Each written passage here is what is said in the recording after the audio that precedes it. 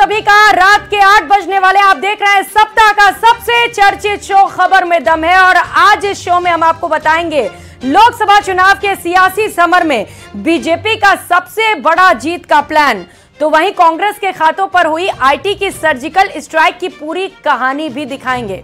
इसी के साथ ही उदयपुर में दिन दहाड़े हुई डकैती और हत्या की साजिश का इनसाइड स्टोरी पर भी सबसे बड़ा खुलासा करेंगे। क्या अलवर में फिर से बीफ मंडी लगने लगी है? क्या इंदौर गांव में फिर से गौकशी होने लगी है? क्योंकि जो तस्वीरें हम आपको दिखाएंगे वो भी बहुत खौफनाक है। तो बने रहिए हमारे साथ और शुरू करते हैं खबर में दम है।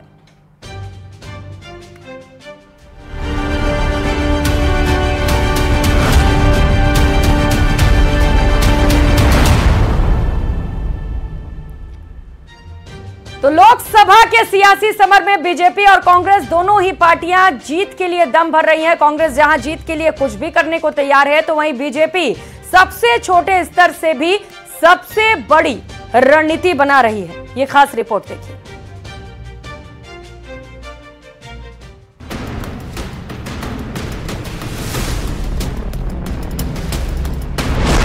मिशन 25 के लिए हर रणनीति तैयार।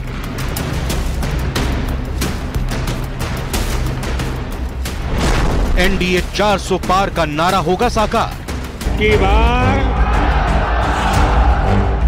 एनडीए सरकार 400 पार। 100 दिन के काम दिलाएंगे बड़ा मुकाम। महिला शक्ति करेगी 25 का बेड़ा पार। बीजेपी के बारे में कहा जाता है कि वो एक चुनाव जीतने के तुरंत बाद अगले चुनाव की तैयारियों में जुट जाती है और इसकी यही खूबी उसे एक के बाद एक कामयाबी भी दिलाती है। राजस्थान विधानसभा चुनाव में जीत के बाद बीजेपी लोकसभा चुनाव की तैयारियों में जुट गई थी और आधी आबादी के ख्याल के साथ बीजेपी अपने हर काम को भी जमीन पर उतारकर फैसले ले रही है। राजस्थान में पेट्रोल डीजल पर देश की सबसे ज्यादा वैट दरों का मामला विधानसभा चुनाव में एक बड़ा मुद्दा था। ऐसे में भजनलाल सरकार पर सत्ता में आते ही वैट कम करने का दबाव था। लोकसभा चुनाव की घोषणा और आदर्श आचार संहिता लगने से ऐन पहले मुख्यमंत्री भजनलाल शर्मा ने वैट कम कर अपनी मंशा जता दी है। वहीं दूसरी ओर ईआरसीपी और यमुना जल समझौते को फाइनल कर प्रदेश के पूर्वी हिस्से की सिंचाई और पीने के पानी की समस्या का समाधान किया है। अपराध से लगातार 2-4 हो रहे प्रदेश में एंटी गैंगस्टर टास्क फोर्स का गठन भी मौजूदा सरकार ने किया है।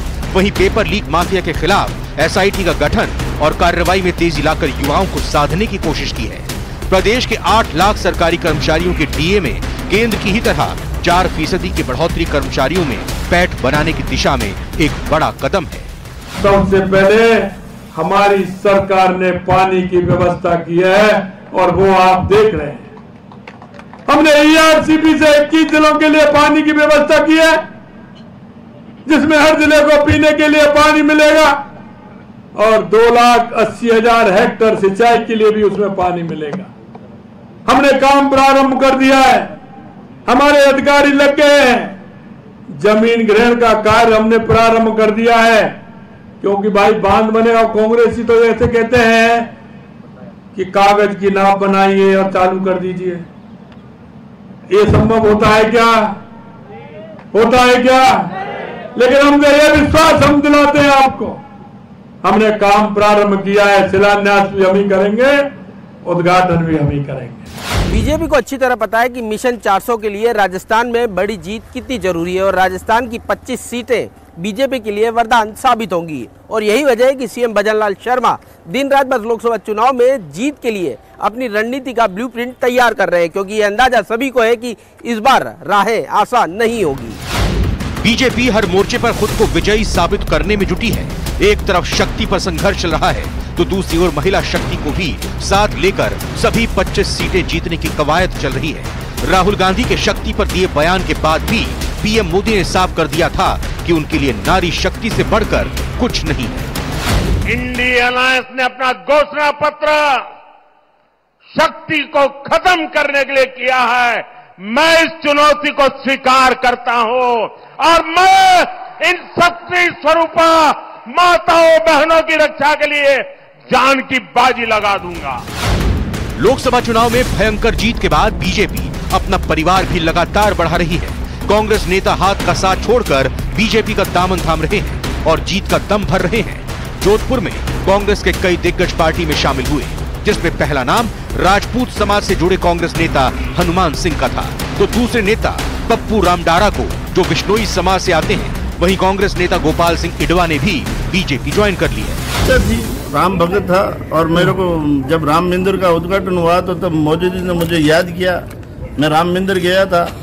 कांग्रेस की विचारधारा राम से दूर है, इसलिए मैंने राम भगत था, इसलिए राम भगत पार्टी ज्वाइन कर ली। और क्या, कांग्रेस में जो खून पसीना बहाने वाले कार्यकर्ता, पार्टी के प्रति वफादारी से काम करने वाले कार्यकर्ताओं की अब वो वैल्यू नहीं रही है, वो उनका कोई जगह नहीं रही है। सीएम बनने के बाद भजनलाल शर्मा सिर्फ सरकार की कमान नहीं संभाल रहे, बल्कि मंझे हुए नेता की तरह राजस्थान में बीजेपी के ट्रबल शूटर की भूमिका में भी नजर आ रहे हैं।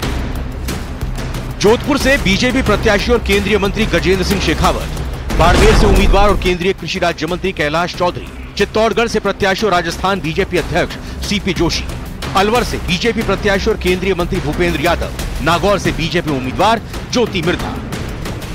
राजस्थान में भारतीय जनता पार्टी के लिए लोकसभा सीटों के ऐलान के साथ ही ये वो 5 चेहरे थे जिनके खिलाफ अपनों ने ही बगावत कर दी। कहीं बागियों ने चुनाव लड़ने का ऐलान कर दिया, तो कहीं निर्दलियों ने विरोध में ताल ठोक दी। बगावत की बात बढ़ी तो मोर्चा खुद मुख्यमंत्री भजनलाल शर्मा ने संभाला और सभी को मना भी लिया। सीएम भजनलाल शर्मा ने न सिर्फ बगावत खत्म की, बल्कि 5 की जीत तय करने के लिए ट्रम्प कार्ड भी चल दिया। भजनलाल शर्मा ने राजस्थान में बीजेपी को 25 सीटों पर चुनाव जिताने की पूरी कमान खुद संभाल रखी है। सिर्फ इतना ही नहीं, राजस्थान में अब 4 निर्दलीय विधायक भी बीजेपी के समर्थन में आ गए हैं। चित्तौड़गढ़ से एमएलए चंद्रभान आक्या, जीवाराम चौधरी, गणेश राज बंसल और ऋतु बनावत ने अपना समर्थन दिया है। जहां एक तरफ पूर्व सीएम अशोक गहलोत, पूर्व deputy CM Sachin Pilot, PCC chief Govind Singh Dotasra और नेता प्रतिपक्ष टीकाराम जूली जैसे प्रदेश कांग्रेस के दिग्गजों ने लोकसभा चुनाव लड़ने से कथित तौर पर किनारा कर लिया है, तो इन्होंने ही बीजेपी की जीत को और आसान कर दिया है। Bureau report, news 18 Rajasthan. तो लोकसभा चुनाव के लिए जारी सियासी जंग के बीच कांग्रेस लगातार बैंक अकाउंट फ्रीज करने का मुद्दा उठाए हुए है। पार्टी के अध्यक्ष मल्लिकार्जुन खड़गे, पूर्व अध्यक्ष सोनिया गांधी और राहुल गांधी प्रेस कॉन्फ्रेंस कर बीजेपी को इसके लिए जिम्मेदार बता रहे हैं। तो वहीं बीजेपी करप्शन पर लगातार बड़ी कार्रवाई की बात कह रहे हैं। इस रिपोर्ट में देखिए। आज हम अपने नेता को एक शहर से दूसरे शहर नहीं भेज सकते और सारे के सारे बैंक अकाउंट फ्रीज कर दिए।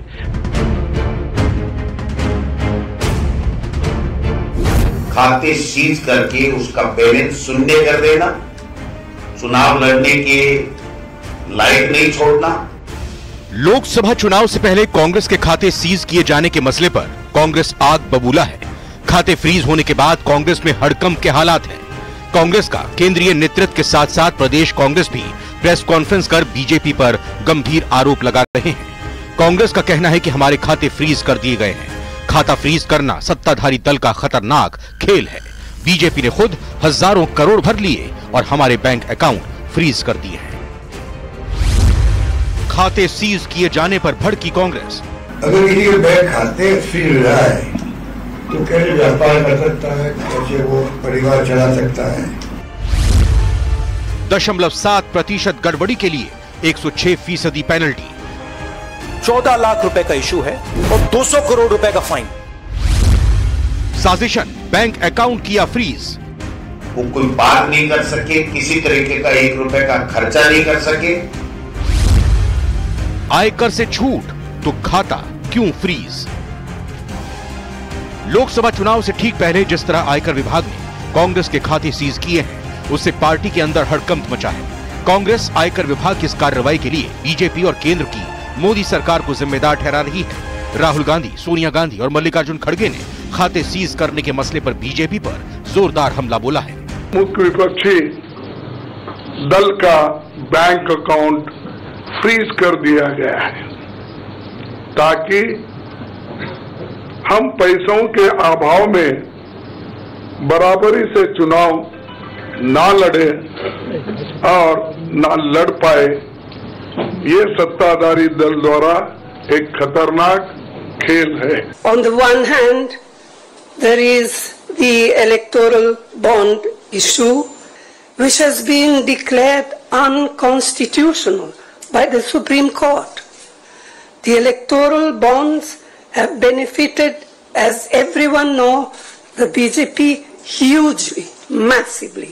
14 लाख रुपए का इशू है और 200 करोड़ रुपए का फाइन और सारे के सारे बैंक अकाउंट फ्रीज कर दिए।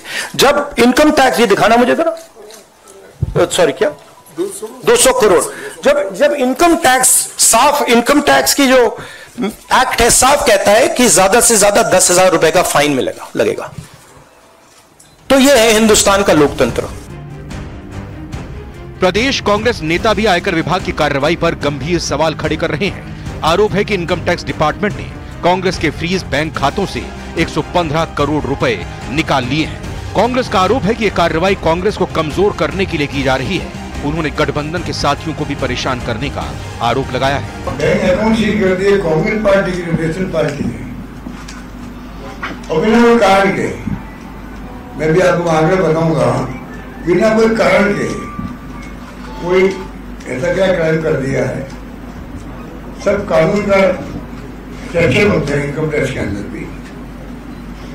उसके अंदर कल आप देखा होगा जो अरे माकंडी ने बात कही, तो वही जो धाराएं हैं उसके अंदर 10,000 रुपए के पैनल लग सकते हैं। नेशनल पार्टी कांग्रेस की जो सबसे पुरानी पार्टी, जिसने देश की आजादी में त्याग, तपस्या और बलिदान का इतिहास रहा, उस पार्टी के खाते सीज करके उसका बैलेंस शून्य कर देना, चुनाव लड़ने के लायक नहीं छोड़ना, वो कोई बात नहीं कर सके, किसी तरीके का 1 रुपए का खर्चा नहीं कर सके, और ताजा जो 100 करोड़ रुपए के लगभग हमारी पार्टी ने जो डोनेट फॉर देश और डोनेट फॉर भारत जोड़ो न्याय यात्रा में दिया, उसको भी सीज कर देना, दूसरी पार्टियों को डरा देना, अलायंस नहीं करे इसके लिए मजबूर कर देना। क्या जो स्थिति देश के अंदर है, किस प्रकार से लोगों को डराया जाता है, धमकाया जाता है, कोई ताकतवर है उसको कमजोर करने की साजिश की जाती है। चलते चुनाव के अंदर आचार संहिता लगी हुई है, पहले चरण का चुनाव का नॉमिनेशन शुरू हो चुका है, आप हमारे खाते सील कर रहे हैं। किस प्रकार से हम कैंडिडेटों की मदद करेंगे, किस प्रकार से उनका प्रचार प्रसार करेंगे। वहीं बीजेपी इस कार्रवाई को सबसे बड़े भ्रष्टाचार पर कार्रवाई की बात कर रही है। बीजेपी के राष्ट्रीय प्रवक्ता संबित पात्रा और रविशंकर प्रसाद ने भी प्रेस कॉन्फ्रेंस कर कांग्रेस पर हमला बोला है। अगुस्ता वेस्टलैंड से जेड तक अगर हम चले जाएंगे तो जो रकम उस कोठी के अंदर रखी हुई है, एक इलेक्शन नहीं पूरे विश्व के इलेक्शन को फंड करने के लिए यथेष्ट है। लेकिन इन सब के बीच एक सबसे बड़ा सवाल है कि जब राजनीतिक दलों को आयकर से छूट है तो कांग्रेस का खाता फ्रीज क्यों किया गया। दरअसल कांग्रेस के खाते फ्रीज करने की कार्रवाई 14,40,000 रुपए कैश के रूप में जमा किए गए चंदे के लिए की गई है। यह पूरा मामला 2018-2019 के इनकम टैक्स रिटर्न से जुड़ा हुआ है। 31 दिसंबर 2019 तक अकाउंट से संबंधित जानकारी आयकर विभाग को देनी थी। उस समय 40-45 दिन लेट रिटर्न सबमिट किया गया था। 2018-19 चुनावी साल में कांग्रेस ने 14,40,000 रुपए कैश में जमा किया था। कैश में पैसा लेने के कारण आयकर विभाग ने 210 करोड़ रुपए की पेनल्टी लगा दी है। फिलहाल चुनाव से पहले आईटी द्वारा कांग्रेस के खाते फ्रीज करने को लेकर जुबानी जंग चल रही है और कांग्रेस खुद के पास कैंपेन करने का भी पैसा न होने की बात कह रही है। वहीं बीजेपी भ्रष्टाचार के और भी खुलासे होने का दावा कर रही है। Bureau report, news 18 Rajasthan.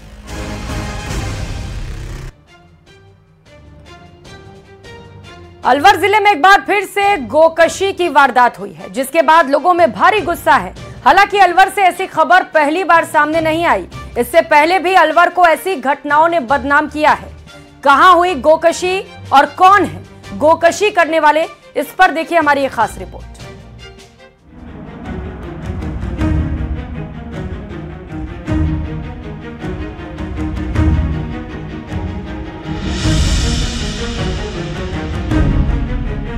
Rajasthan का अलवर और अरावली की पहाड़ियों में बसा इंदौर गांव।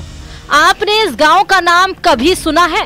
अगर नहीं तो हम आपको इस गांव में हो रहे ऐसा बर्बर कांड बताएंगे जिसके बाद आप कभी इस गांव को नहीं भूल पाएंगे, क्योंकि इस गांव में बीफ मंडी लगती है।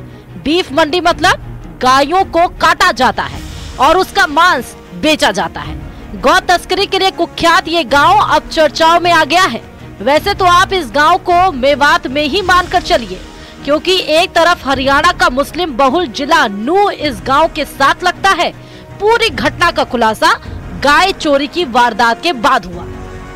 अगर इसी गांव के रविंद्र मेघवाल की 2 गाय 19 मार्च को चोरी नहीं हुई होती तो रविंद्र मेघवाल जब अपनी गाय को ढूंढने के लिए निकला तो गाय के पैर के निशान जंगल की तरफ जाते हुए मिले, जिसके बाद रविंद्र 6 से 7 लोगों को लेकर पहाड़ पर गाय की तलाश में पहुंच गया।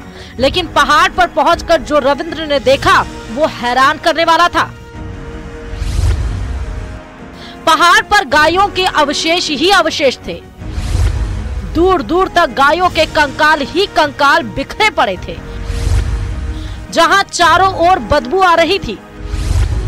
इस दौरान कुछ लोग भी वहां गौकशी की घटना को अंजाम दे रहे थे। उनकी नजर जैसे ही रविंद्र और उसके साथ आए लोगों पर पड़ी तो वे छुरा लेकर उनके पीछे भागे। इन सभी ने बड़ी मुश्किल से भागकर अपनी जान बचाई।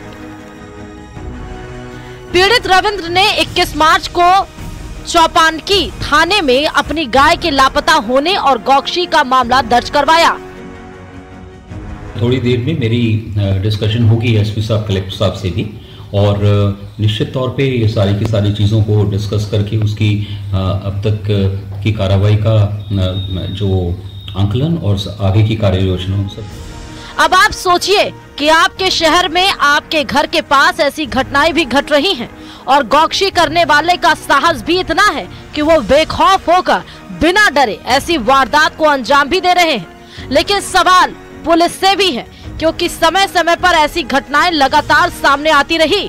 पुलिस ने गौ तस्करों को पकड़ा भी, लेकिन फिर भी ऐसी घटनाएं हो रही हैं। न्यूज़ 18 राजस्थान के लिए अलवर से राजेंद्र शर्मा की रिपोर्ट। और अब बात लूट और मर्डर के इनसाइड स्टोरी की करेंगे।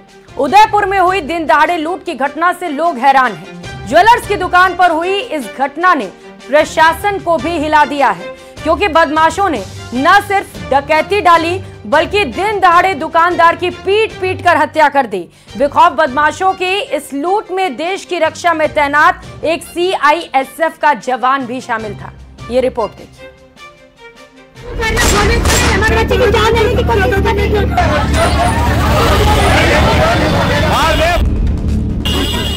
तस्वीर लोगों के गुस्से की है, तस्वीर पुलिस पर असंतोष की है, क्योंकि घटना ही ऐसी घटी कि सवाल कानून व्यवस्था पर आ गया और पुलिस से पूछा जा रहा है कि दिन दहाड़े लूट और खौफनाक हत्या का असली जिम्मेदार कौन है। उदयपुर में बदमाशों ने दिन दहाड़े लूट की बड़ी वारदात को अंजाम दिया। बेखौफ बदमाश तकरीबन 80 लाख का 1.5 किलो सोना लूटकर फरार हो गए। बदमाशों का हौसला इतना बुलंद था कि बिना किसी के डर व्यापारी की बेरहमी से पीट पीट कर हत्या कर दी।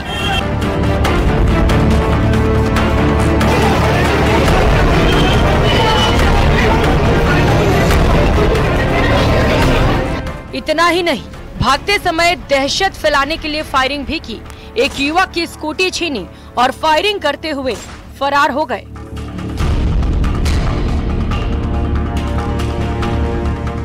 पुलिस तो मौके पर नहीं पहुंच पाई, लेकिन लोगों ने बहादुरी दिखाते हुए एक बदमाश को पकड़ लिया। पहले तो जमकर धुनाई की और पुलिस के पहुंचने पर हवाले कर दिया।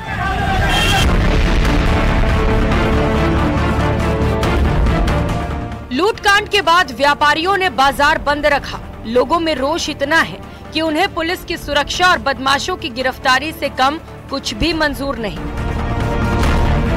जिस ढंग से उनको दुकान में घुसकर और उनका गला दबाकर उनकी हत्या करके जो माल लूट के ले गए, ये बहुत ही दर्दनाक घटना है। बाकी है मुलजिम, उनको शीघ्र गिरफ्तार किया जाए और घंटाघर से लेके और बड़बूजा घाटी और उधर भौती चौटा तक नियमित सुबह 10 से लेकर शाम को 8 बजे तक गश्त राइफलदारी जवानों के साथ गश्त कराई जाए। और हमने ये भी मांग करी है कि शीघ्र उनको गिरफ्तार करें, अन्यथा फिर वापस हमें कोई कड़ा एक्शन लेना पड़ेगा। उदयपुर बंद का भी हम आह्वान कर सकते हैं अगर मुलजिम नहीं पकड़ाते हैं तो। कि पूर्व की भांति जो गश्त रहती थी और गश्त की जाए, एसपी साहब ने उस मांग को मांग ली है। और मैंने भी व्यापार जगत के लिए यही निवेदन किया है कि पुलिस प्रशासन सख्त होगा तो बदमाशों के ऊपर अंकुश होगा, और जब बदमाशों के ऊपर अंकुश होगा तो ऐसी घटनाएं की पुनरावृत्ति नहीं होगी। आज इसी निमित्त एसपी साहब को ज्ञापन दिया गया। लेकिन ज्वेलर्स की हत्या कर 80 लाख रुपए लूटने के मामले में नया खुलासा सामने आया है। लुटेरों को ऑनलाइन गेम की आदत थी और ऑनलाइन गेम में रुपए हारने पर लूट का प्लान बनाया था। प्लान बनाकर लुटेरे पैसा जुटाना चाहते थे। पुलिस के हत्थे चढ़ा आरोपी विकास चौधरी है, जो CISF का जवान है। पुलिस सूत्रों की माने तो आरोपी विकास और आशीष को ऑनलाइन गेमिंग की लत थी। उसमें उन्होंने ऑनलाइन पैसे लगाए थे। विकास को करीब 25 लाख रुपए का नुकसान हुआ था। इस नुकसान की भरपाई के लिए वो दिमाग लगा रहे थे। पुलिस का अंदेशा है कि इसीलिए उन्होंने ये साजिश रची है। जांच में कई पॉइंट पर पूछताछ। साजिश को लेकर कब से जिले में है? उदयपुर में सभी कहां रुके थे? उनके साथ और कौन कौन था? साजिश में स्थानीय भी कोई था क्या? हथियार कहां से आए थे? आरोपियों ने उदयपुर ही क्यों चुना?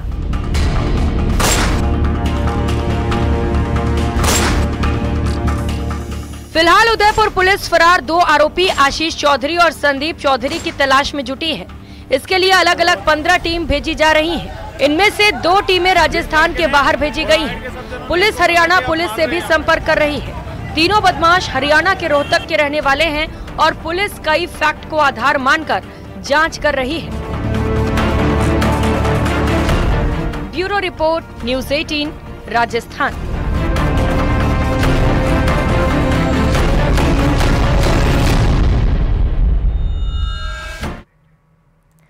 खबर में दम है कि खास पेशकश में फिलहाल इतना ही। खबरों का सिलसिला अभी जारी है। सहयोगी श्रुति के साथ कुछ और अहम खबरें जरूर देखिएगा। नमस्कार।